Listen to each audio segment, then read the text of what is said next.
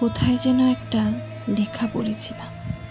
দীর্ঘ একটা সময় ধরে লেখাটা কেন জানি মাথা থেকে সরাতেই পারি না। তোমাকে একজন পেয়েছে মানে আর একজন কি বিভৎসভাবেই না তোমায় হারিয়েছে।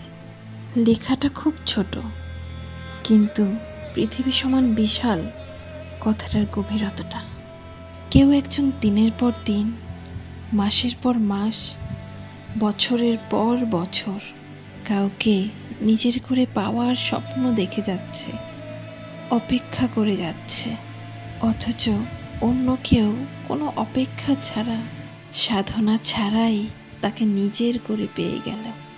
সে জানেও না সে যাকে নিজের করে পেল তাকে পেতে একজন কত শত দিন ধরে ক্ষুধার্ত ভিক্ষুকের মতো তার অপেক্ষায় দাঁড়িয়েছিল।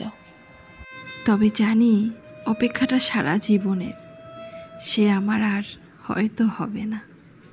কিছু জিনিস হারিয়ে গেলে যতটা না কষ্ট হয়, তার থেকে দ্বিগুণ বেশি কষ্ট হয় যখন প্রিয় মানুষটা হারিয়ে যায়।